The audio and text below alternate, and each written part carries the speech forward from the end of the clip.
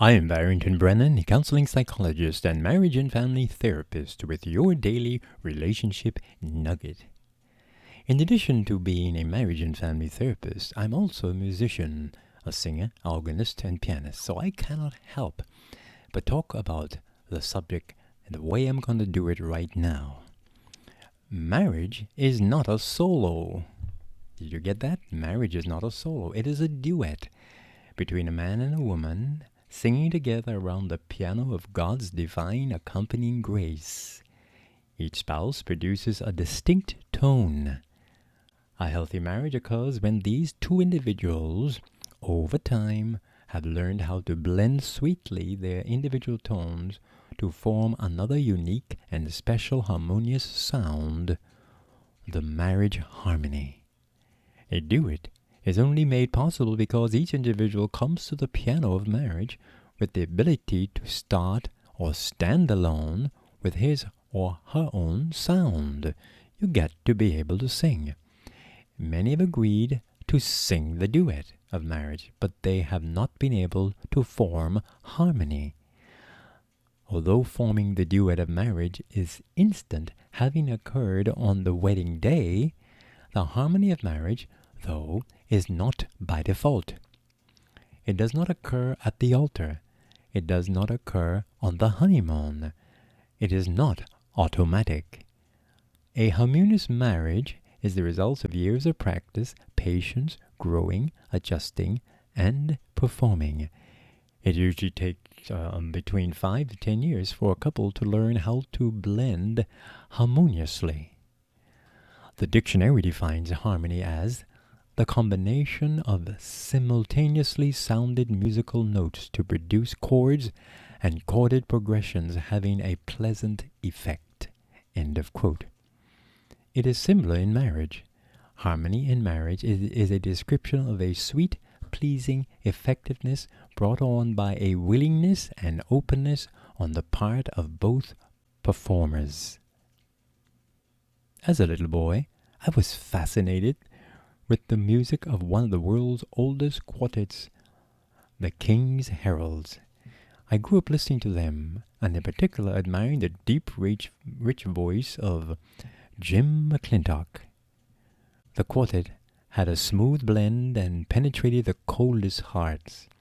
After 15 years of singing with the quartet, my favorite bass singer, Jim McClintock, retired, and a new bass joined the group, Jim Ayers.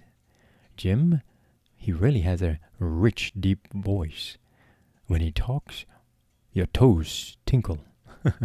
Although he was a great soloist and has a beautiful voice, it took him at least one entire year to learn how to sing harmoniously with the quartet. At first, his voice was distinctly heard above the others.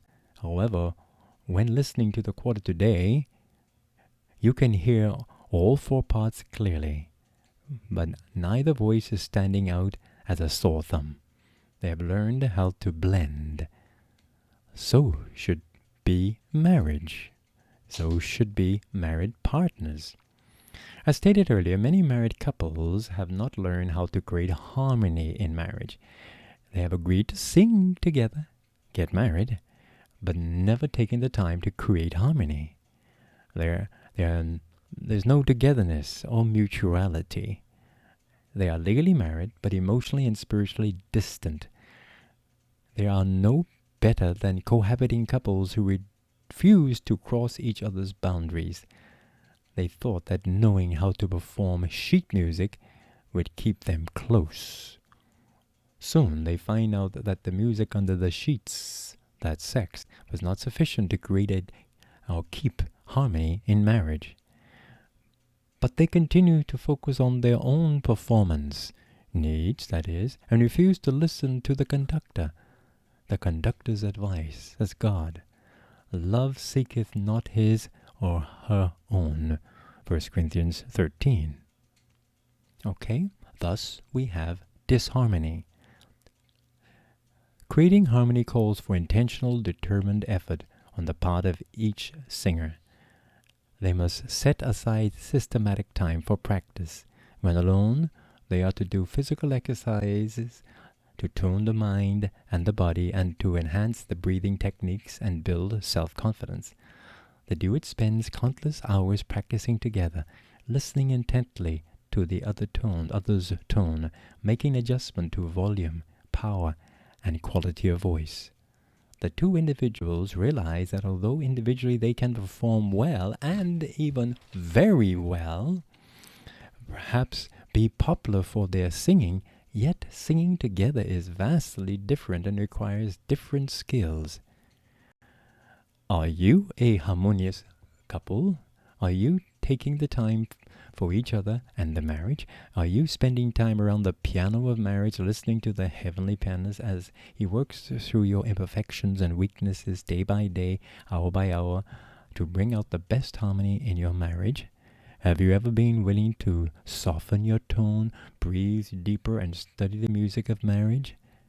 Are you singing, loving, so you can hear your duet partner at the same time?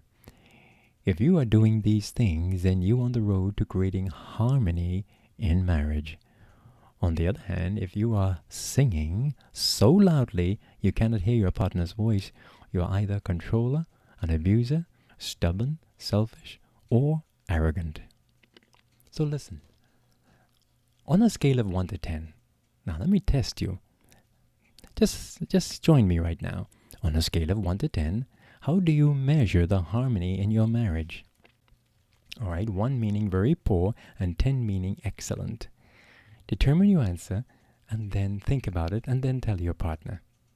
All right, now let me give you or listen to the Brennen Marriage Harmonious Quiz. Select one of these answers: always, often, sometimes, rarely, or never.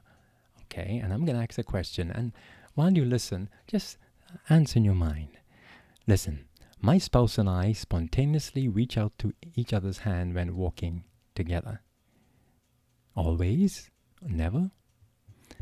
My spouse and I break into smiles spontaneously when we see each other at the end of the day. My spouse and I enjoy eating meals together at least 3 times a week. My spouse and I enjoy receiving calls from each other at work.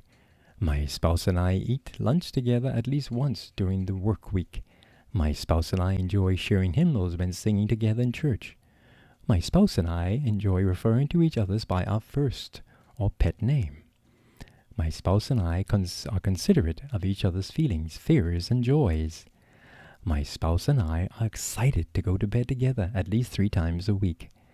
My spouse and I are enjoying holding hands and lying close to each other while falling asleep.